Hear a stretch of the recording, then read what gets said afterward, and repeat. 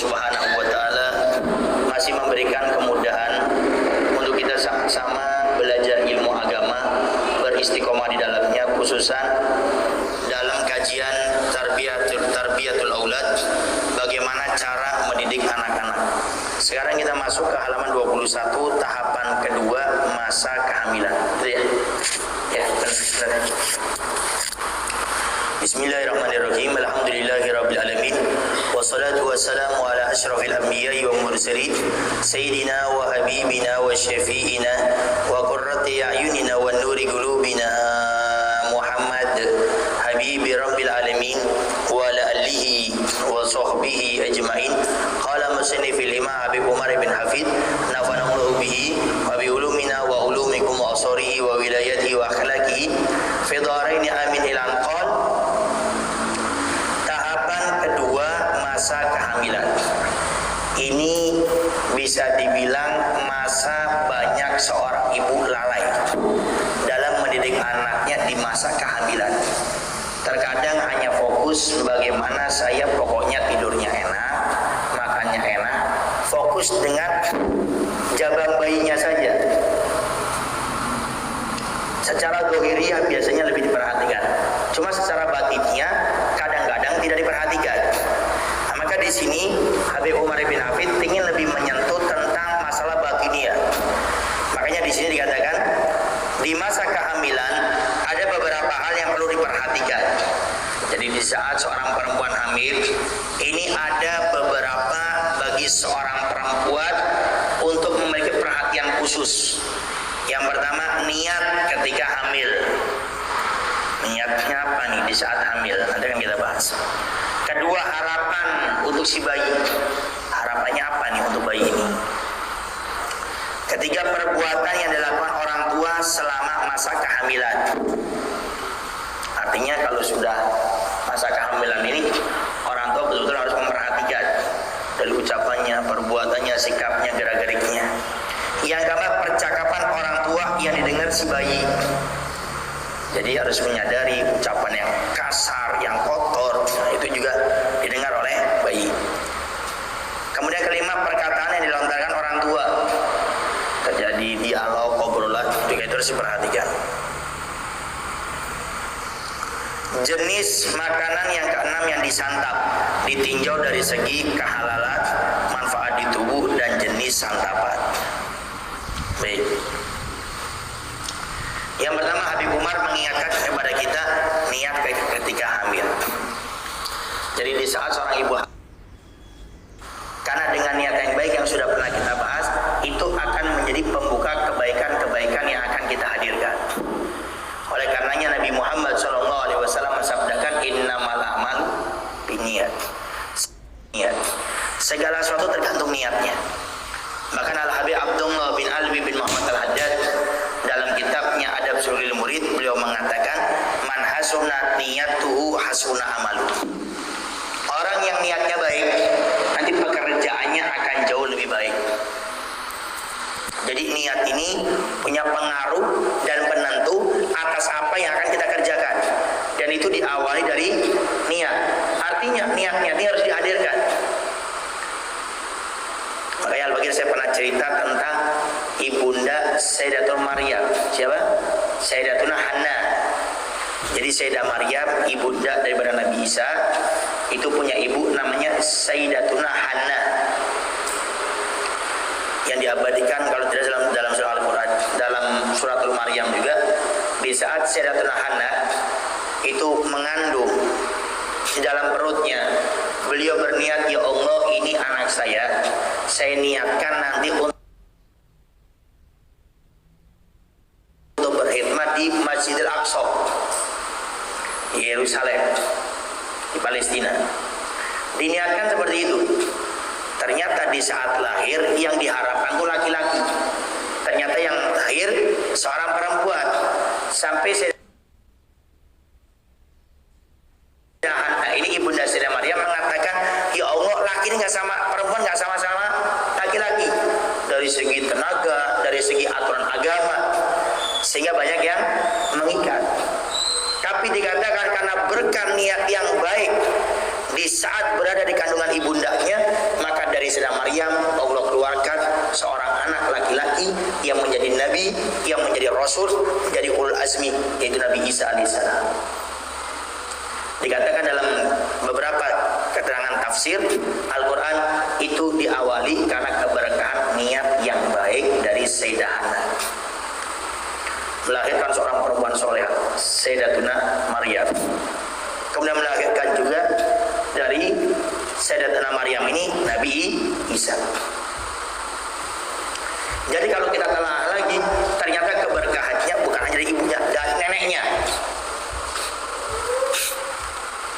Makanya kebaikan-kebaikan orang-orang terdahulu itu bisa sampai kepada kita. Maka jangan pernah bosan meniatkan perkara-perkara yang baik, karena mungkin kebaikan yang kita niatkan pada saat ini tidak datangnya kepada kita atau kepada anak kita, bisa kepada cucu kita. Contoh, setiap Jumat baca suratul Kahfi kan.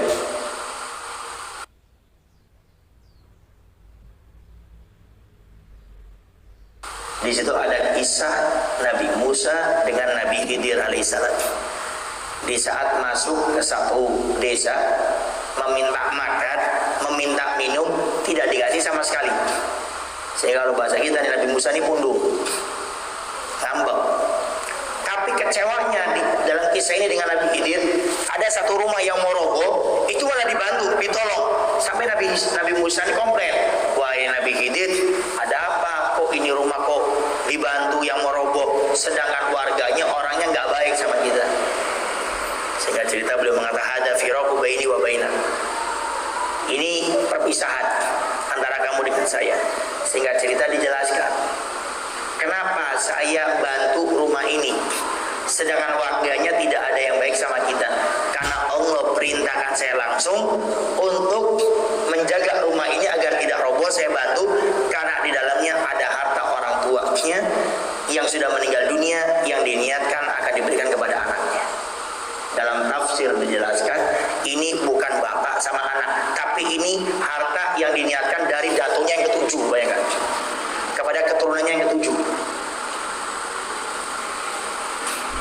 Makanya dalam hadis qudsi Allah nyatakan, aku kalau cinta kepada hambaku, aku berikan keberkahan sampai 7 keturunannya.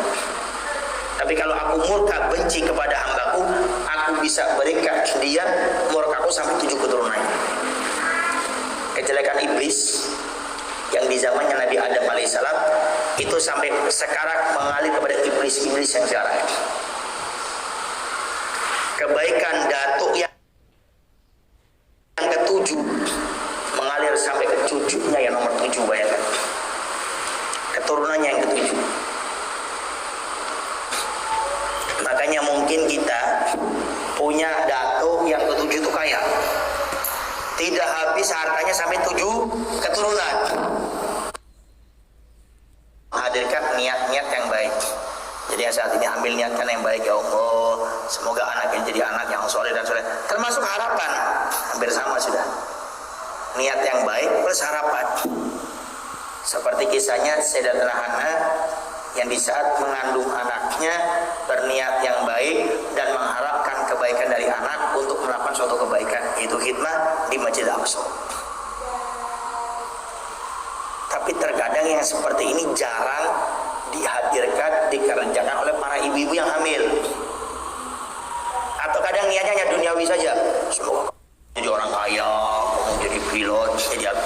Tidak apa-apa, cuma kalau bisa yang agamanya ayatnya dihadirkan. Semoga kamu tidak seperti ibu yang belangsak hidupnya, semoga kamu tidak seperti bapak yang susah hidupnya. Dunia aja nih hadirkan. Hadirkan dong kebaikan-kebaikannya, gitu lah. Semoga kamu jadi anak yang soleh, jadi anak yang soleha, bermanfaat bagi bangsa, negara, agama, menjadi kebanggaannya Nabi. Jadi niat dan harapan dihadirkan, karena itu nanti akan menjadi tolak ukur daripada bayi tersebut akan menjadi seperti apa. Ketiga, perbuatan yang dilakukan orang tua selama masa kehamilan. Jadi jangan cuma menjaga stamina saja, jalan-jalan bolak-balik sama suaminya, tapi tapi tingkah lakunya nggak dijaga. Udah tahu lagi hamil nonton sinetron, nonton acara gosip, akhirnya anaknya gede jadi ahli gosip sama ahli nonton sinetron nanti. Kenapa? Karena anak itu dia sudah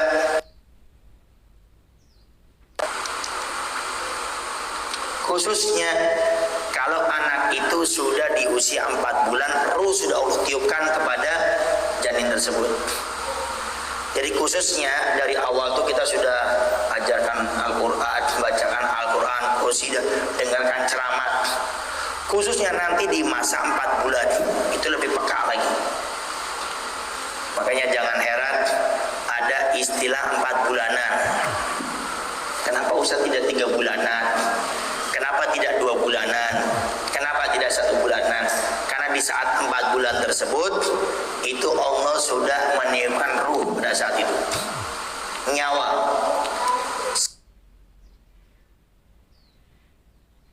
Sehingga para orang tua harus memiliki perhatian khusus di saat hal tersebut. Kenapa? Karena sudah mulai direspon lebih daripada di usia baru lahir 1, 2, 3 bulan. Jadi perbuatannya yang baik, sikapnya yang baik. Jangan orang tua hobinya berantem aja sama tetangga, nanti akhir anaknya hobinya berantem juga. Intinya kebiasaan-kebiasaan yang tidak baik itu perbuatan itu dihilangkan. Karena nanti punya pengaruh yang besar kepada anak-anak kita.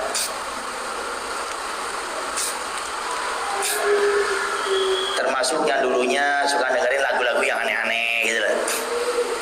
Nah sekarang ini sudah hamil, ya tolong ganti Al-Quran, diputarkan. Kemudian ceramah-ceramah, nasid-nasid yang menyanjung Nabi. Sehingga nanti anak terbiasa dengan perbuatan baik dari orang tuanya. Yang keempat, percakapan orang tua yang didengar si bayi. Makanya kalau berbicara yang baik-baik, baca Al-Quran kita baca sendiri, sholawat kita baca sendiri, ucapan-ucapan yang baik kita hadirkan. Ini perkara-perkara yang sepele loh ya, tapi sangat besar pengaruhnya dalam diri si anak. Sampai kita melihat ada anak usia 6 tahun hafal Quran, ada 7 tahun, 8 tahun, mentok 10 tahun.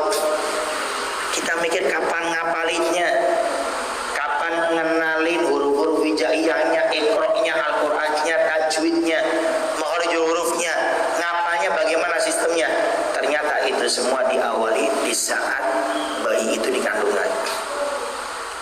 Orang tua membacakan Al-Quran, diputarkan Al-Quran, sehingga nanti menjadi ahli Al-Quran.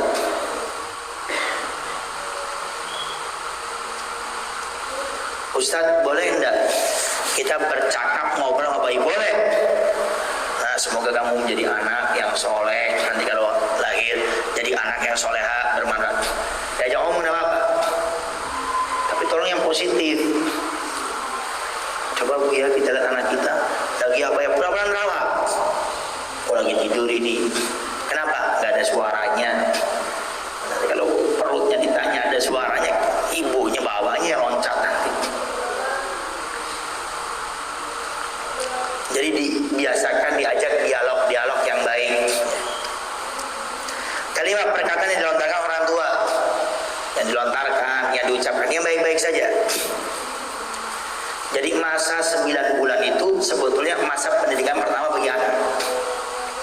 Diajak ngobrol, diajak dialog, termasuk orang tua menyadari saya ini adalah pendidikan pertama bagi anak, sehingga ucapannya, perbuatannya, sikapnya yang baik-baik.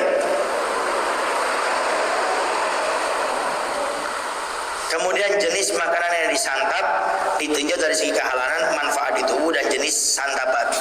Kalau ini insya Allah agak mafhum, jelas. Makan makanan yang baik, yang bergizi, yang mendukung masa kehamilan bagi anak dan ibunya. Tapi ini yang pertama yang kadang dilupakan apa? Meninjau kehalalan yang dimakan. Kenapa?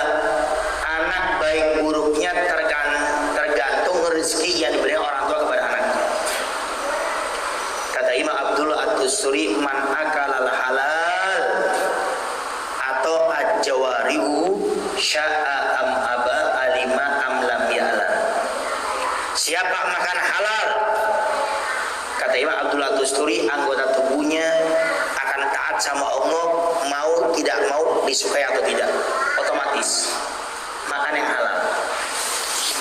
Makanya sudah lewat penjelasannya.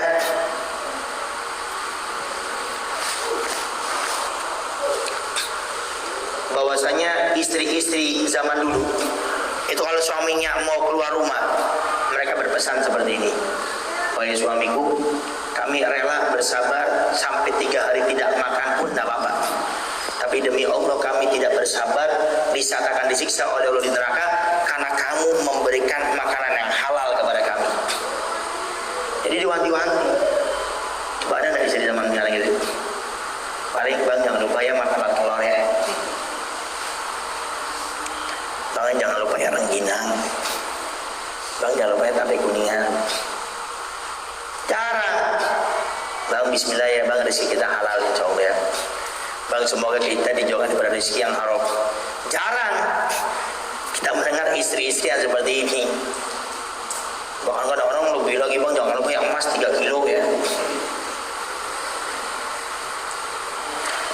Bahkan terkadang seorang suami sampai berani mengambil haknya orang, dolim sama orang karena tuntutan istri yang ada di rumah. Ya. Maka makanan ini begitu penting, termasuk yang Nabi jelaskan kenapa kok hari ini kita berdoa kok tidak dikabulkan oleh Allah. Ini diantara kita di Arba'in Nawawiyah. Nabi menjelaskan ada seorang laki-laki datang kepada Nabi dalam keadaan musafir, doanya mustajab. Rambutnya penuh dengan debu, pakainya lecek. Kemudian dia mengangkat tangannya, berdoa meminta kepada Allah. Harusnya sangat dikabulkan oleh Allah, karena yang sudah kita jelaskan ada 3 doa yang tidak akan ditolak oleh Allah. Doanya orang berpuasa sampai berbuka. Kemudian yang kedua, doanya orang yang didolimi. Ketiga, doanya seorang musafir.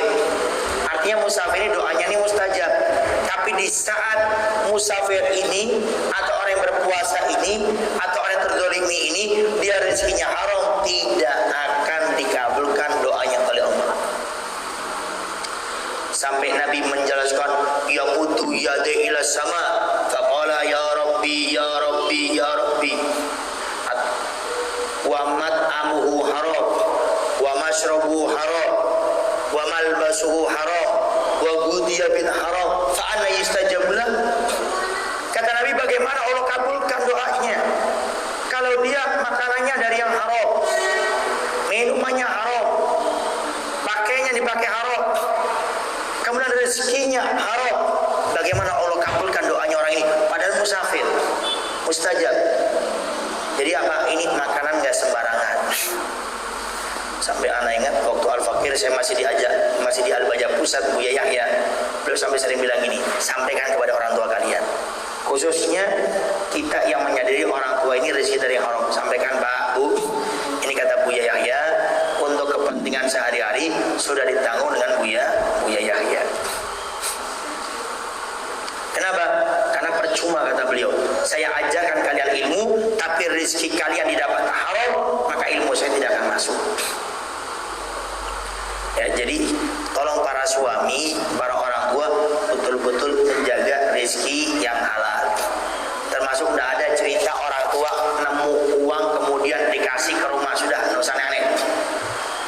Di tempat kerja ada uang 10.000, wah rezeki ini lumayan buat anak jajan, rezeki. Uang nemu subhat, apalagi kalau pasti itu uang dicari, hukumnya haram, tidak boleh. Maka betul-betul harus dijaga ya. Tolong para suami, para orang tua jaga itu yang namanya makanan. Termasuk yang suka ngeremehkan, utang sama bank riba, sama rentenir, Bang Emo, hati-hati, itu rezekinya nggak halal, diberikan sama istri akan bermaksiat, berani sama suami, diberi sama anak bukan taat, berani sama suami. Kenapa? Man akalal haram asad jawarihu sya'a am aba alima am lam ya'lam. Yang makan haram anggota tubuhnya akan bermaksiat kepada Allah, mau tidak mau, diketahui atau tidak, otomatis. Jadi sebetulnya kalau kita ingin semangat ibadah itu simpel caranya, makan yang halal, jauh yang syubhat apalagi yang haram. Tapi kalau kita berat ibadahnya, coba cek, mungkin makanannya ada yang syubhat, bahkan ada yang haram, karena itu salah satu penghambat kita berat beribadah kepada Allah. Orang rumahnya jauh dari masjid, tapi untuk ibadah gampang, ke masjidnya, ke musolanya, ke majelis taklimnya. Tapi kita yang dekat dengan masjid, dekat dengan musola, dekat dengan majelis, kok susah berat? Coba cek rezeki kita, makanan kita, jangan-jangan ada yang syubhat, apalagi jatuh kepada yang haram. Saja.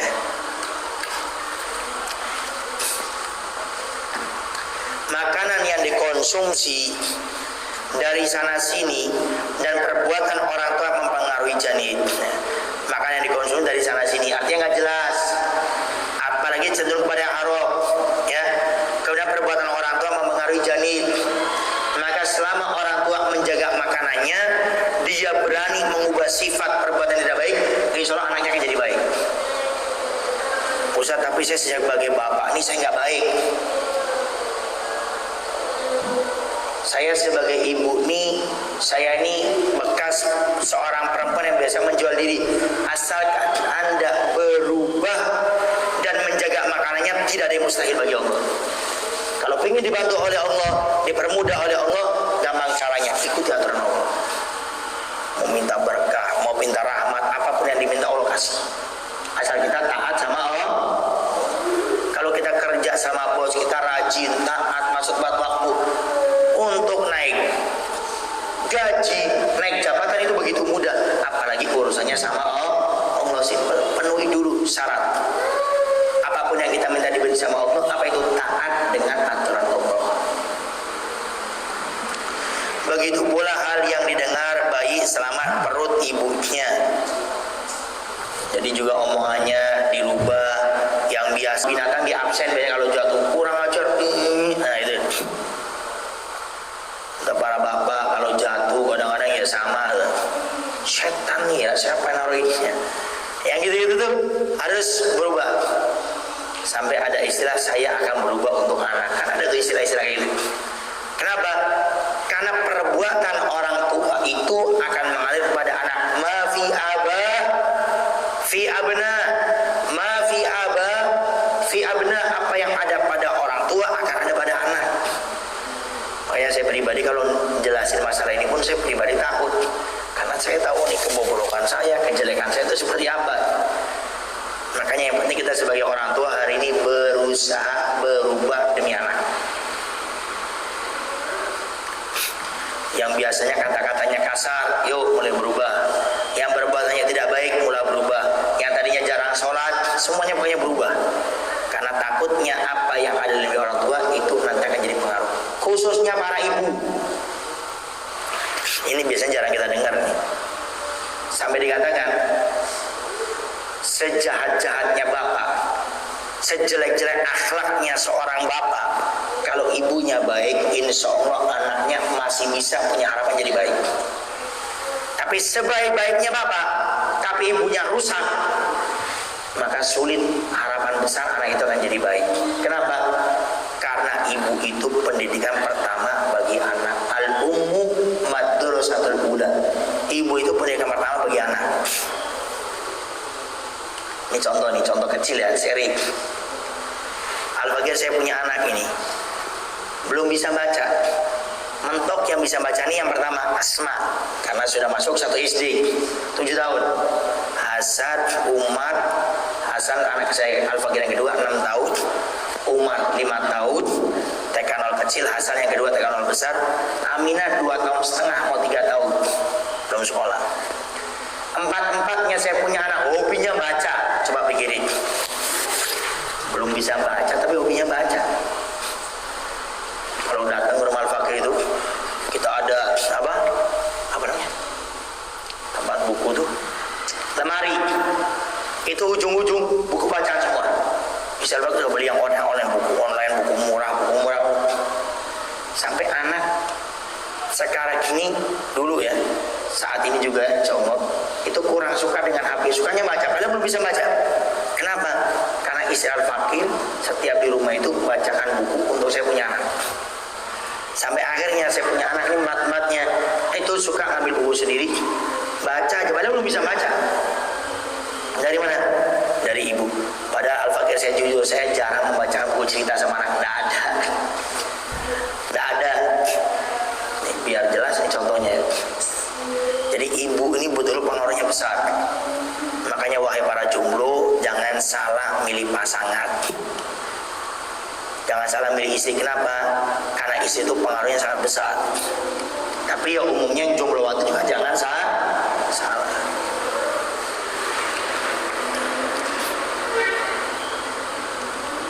Dan didengar sang ibu ketika berada di dalam atau di luar rumah akan membentuk karakter anak.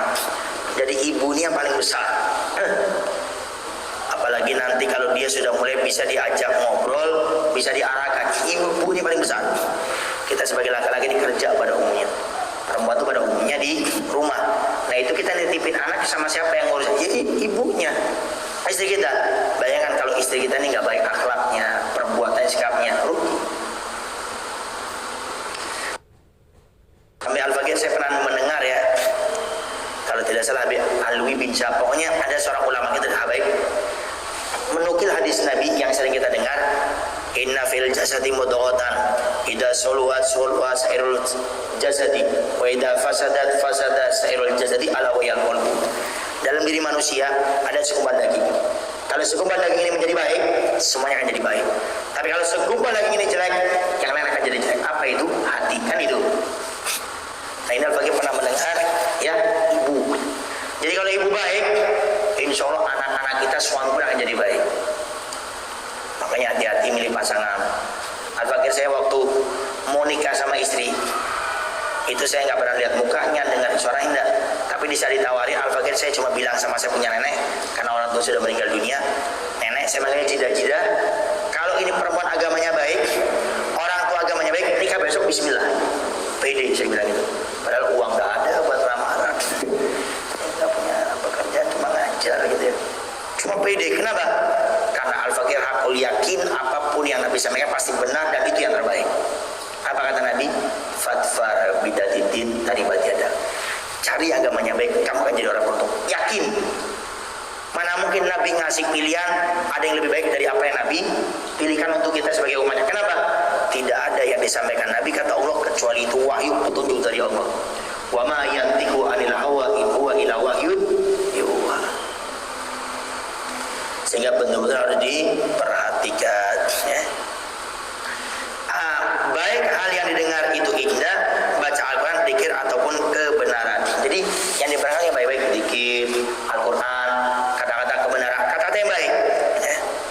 Segala hal yang didengar bayi selama di perut ibunya didengar sang ibu ketika berada di dalam atau luar rumah akan membentuk karakter anak baik ataupun buruknya.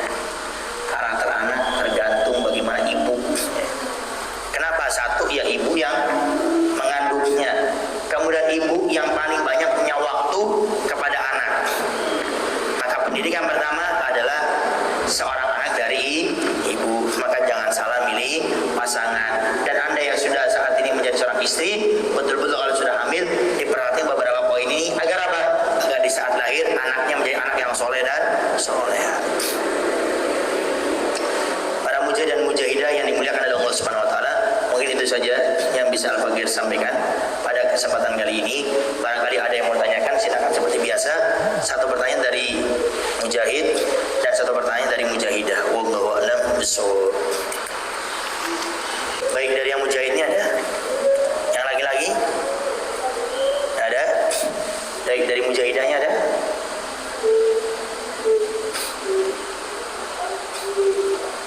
Ada? Entah ya, saya pertanyaan sudah setiap Jumat nanya. Ada? Tidak ada? Ada? Silakan. Assalamualaikum warahmatullahi wabarakatuh. Kita sebagai ibu tentunya menjadi satu utama. Nah, untuk menjaga lisan apabila kita sedang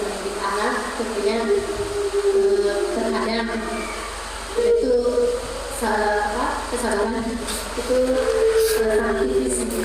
Nah, bagaimana untuk menghadapi anak dengan sekarang untuk menjadi anak biar kita yang bersalah, dan adakah doa khusus untuk anak biar turut taat untuk menjadi anak yang disukai Islam. Kemudian Assalamualaikum warahmatullahi wabarakatuh. Assalamualaikum warahmatullahi wabarakatuh. Sabarnya tipis, setipis tisu yang dicelupin di air selama seminggu. Baik, lagi mujahidnya tidak ada. Baik, jatahnya mujahid dioper ke mujahid ada. Lagi? Sudah? Yang titipan-titipan mana itu? Sudah habis. Ya? Ada? Assalamualaikum warahmatullahi wabarakatuh. Assalamualaikum warahmatullahi wabarakatuh. Izin bertanya dulu ada 4 pertanyaan. Katanya pandangan untuk memilih jodoh karena status sosial dan pertimbangannya. Jadi intinya orang tua itu pengennya itu kita yang mapan sedangkan kita punya pilihan sendiri. Itu pandangan dari ini seperti apa? Assalamualaikum warahmatullahi wabarakatuh. Assalamualaikum warahmatullahi wabarakatuh. Baik, ada pertanyaan.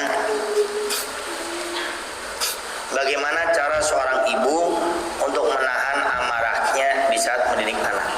Marah itu bagus, tapi harus diarahkan.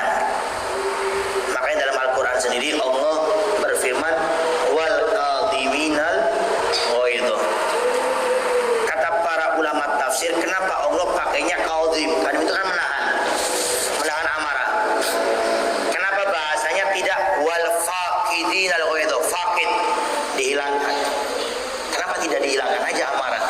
Kata para ahli tafsir mengatakan karena amarah itu kalau diletakkan kepada yang baik malah jadi ibadah. Tapi di saat kemarahan diletakkan yang tidak baik baru akan jadi maksiat dan dosa. Artinya di saat kita didik anak sesekali memang kita harus tegas. Diomongin buat makan sudah, pelan sudah, bujuk sudah. Kok makan yo, awas yo. Sehingga nggak masalah, ya. Tapi tetap kaidahnya kelembutan jauh lebih baik daripada yang keras. Tapi terkadang yang keras, maaf, tegas itu terkadang jauh lebih baik. Buktinya Nabi saja dalam hidupnya Nabi ini loh ya. Itu terjadi peperangan sampai 74 peperangan. Nabi kurang lembut apa lagi? Hah? Bicara masalah lembut, Nabi kurang lembut apa lagi? Ayo. Sabarnya luar biasa, tapi terjadi 74 peperangan. 27 Nabi jadi pemimpinnya langsung ikut perang, 47 Nabi tidak bisa hadir, Nabi kirim 1 orang untuk jadi pemimpin. Kemudian kita katakan Nabi tidak sabar, tapi sabar. Oh Nabi ini kok tegas kok ini, tidak. Tapi semua diletakkan pada tempatnya masing-masing. Jangan juga dikit-dikit anak suruh anda mau cubit ya, langsung lempar ke genteng ya. Masukin ke pondok ya. Nah yang kedua, bagaimana agar kita bisa menghadirkan kebaikan-kebaikan di saat kita akan marah sama anak. Ingat anakmu investasi dunia dan akhirat. Seperti itu kamu memperlakukan anak, seperti itu nanti dia di masa besarnya memperlakukan kita sebagai orang tuanya yang sudah sepuh. Banyak al-bagir saya sudah sering cerita ya, Ustaz ya, yang bisa ditelepon yang anaknya sampai rela suntik mati kepada ibunya. Kenapa? Karena ibunya tidak memberikan pendidikan agama semenjak kecil sampai dia dewasa. Hadirkan ini anak saya nanti akan ngurus saya di masa saya sudah tua. Ini anak saya nanti akan mendoakan saya. Sehingga di saat menghadirkan itu kita marahnya pun marahnya karena Allah. Tapi tetap di saat marah nanti kita peluk, maaf ya ibu kayak gini ya, maaf ya bapak kayak gini ya. Sehingga itu sesuatu yang wajar ya. Tapi tetap harus diimbangi dengan apa? Dengan kasih sayang. Sehingga tegasnya kita sama anak adalah kasih sayang. Jangan terdorong dengan hawa nafsu. Walaupun di saat marah pasti adalah nafsunya, tapi di satu hadirkan anak saya, investasi dunia akhirat saya. Maka di saat itu insya Allah kita marahnya pun marah karena kebaikan, bukan marah karena hawa nafsu. Cubit itu istilah kita ini sekali itu cukup ya. Tapi ternyata ada ibu bapak nyubit anaknya itu kadang nggak kira-kira sampai 10 kali 20 kali biru merah bentol semuanya. Ini sudah terdorong bagi hawa nafsu. Anak kita ini yang 3 tahun 4 tahun itu cubit sekali sudah. Atau mungkin istilahnya tuh kita tegas sedikit udah nangis. Cuma kalau kita sudah terdorong dengan hawa nafsu, ya seperti itu. Ya. Maka hadirkan investasi anak itu dunia dan akhirat kita. Doanya bagaimana? Doanya pertama baca Al-Fatihah habis sholat 5 waktu kepada anak. Baca Al-Fatihah habis sholat 5 waktu khususnya kepada anak, karena dikatakan Al-Fatihah ini termasuk pelembut untuk diri seseorang. Yang kedua, pegang kepalanya sambil baca surah Al-Zalzalah, Al-Qadr, inna anzalnahu fi lailatul qadr. Paling tidak di saat dia tidur di malam hari, pegang kepalanya, ya, pegang kepala anak ya, baca surat Al-Qadr. Ya.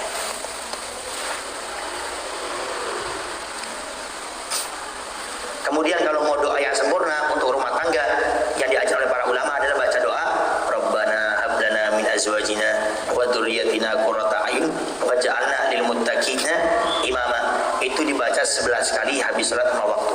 Rabbana hab lana tersebut. Kata para ulama, siapa melazimkan membaca ini Rabbana hab lana min azwajina wa dzurriyyatina qurrata a'yun waj'alna lil muttaqina imama 11 kali habis salat 5 waktu, akan diberikan 5 keutamaan sekaligus. 5. 1. Rumah tangganya insya Allah sakinah mawaddah warahmah. Kedua, suaminya makin soleh. Ketiga, istrinya makin soleha. Keempat, kalau belum punya anak akan diberikan anak oleh Allah Subhanahu wa taala. Yang kelima, insya Allah anaknya soleh dan makanya ini doa dikatakan doa rumah tangga. Doa yang sempurna untuk rumah tangga. Jelas ya? Wallahu a'lam bishawab. Yang terakhir, bagaimana di saat kita ingin menikah, cuma orang tua selalu menitik beratkan tentang masalah kemapanan jadi kita yang mau nikah atau calon pasangan kita. Yang pertama itu suatu yang wajar lah, kita anggap wajar. Karena Pak orang tua nggak mau nanti nikah kitanya susah, atau nanti calon menantu kita ini nggak bisa mencerna waktu, itu suatu yang wajar. Tapi yang harus kita berikan pemahaman adalah juga masalah agamanya. Sehingga bagaimana lihat kapasitas kita. Kalau kita bisa mengingatkan orang tua, sok ingatkan. Atur bahasanya, waktunya. Kalau bisa sholat hajat 2 rakaat, setelah selesai ngadu sama Allah, ya Allah, semoga di saat saya menyampaikan ini orang tua bisa menerima. Kalau seandainya kita meyakini, kita ngomong tuh udah bisa, wis dimarahin habis, masih kecil kok kencur ngomongin saya, ya sudah. Jangan memaksakan diri. Cari orang ketiga yang disegani oleh orang tua. Kalau bisa yang punya ilmu agama untuk mengingatkan orang tua. Sambil kita tetap berakhlak yang baik dan selalu berdoa. Sehingga nanti semoga Allah berikan hidayah taufik oleh Allah sehingga orang tua kita bisa berubah. Pokoknya cari agamanya baik, kata Nabi. Wallahu a'lam bishawab. Begini Anda bacakan sedikit ya. Ada gelistik, Ustaz aku kerja di salah satu bidang yang membungakan uang. Apakah gaji yang saya dapat halal atau tidak? Riba itu adalah setiap pinjaman yang mengembalikannya lebih. Dan orang yang kena dosa riba bukan hanya orang yang menjadi pelaku utama yang memberikan pinjaman, tapi semua yang berkaitan dengan riba akan dapat dosanya sebagaimana Nabi jelaskan. Yang melihatnya, yang menjadi saksi, ya, termasuk yang memberitahu, apalagi kerja di situ, maka tetap akan dapat dosa riba. Dosa riba kata Nabi ada 72 pintu dosa, paling ringannya seperti berzina dengan ibunya sendiri. Dalam Al-Quran, aku akan ajak perang orang yang berusaha dengan riba. Sehingga caranya bagaimana? 1, berdoa. Minta sama Allah agar dihijrahkan dari pekerjaan riba. Yang kedua, kalau bisa yakin bismillah keluar dari pekerjaan tersebut, yakin rezeki Allah yang atur bukan manusia, daripada kita berurusan dengan riba yang sudah diharamkan oleh Allah. Dari saya wallahu a'lam bishawab. Baik, mungkin itu saja yang bisa Al-Fakir sampaikan pada kesempatan kali ini ya. Rahmanir Rahim. Subhanakallahumma wa bihamdika asyhadu an la ilaha illa anta wa astaghfiruka wa atubu ilaik. Saya misal bagi disampaikan, kurang lebihnya bagi minta maaf. Wassalamualaikum warahmatullahi wabarakatuh.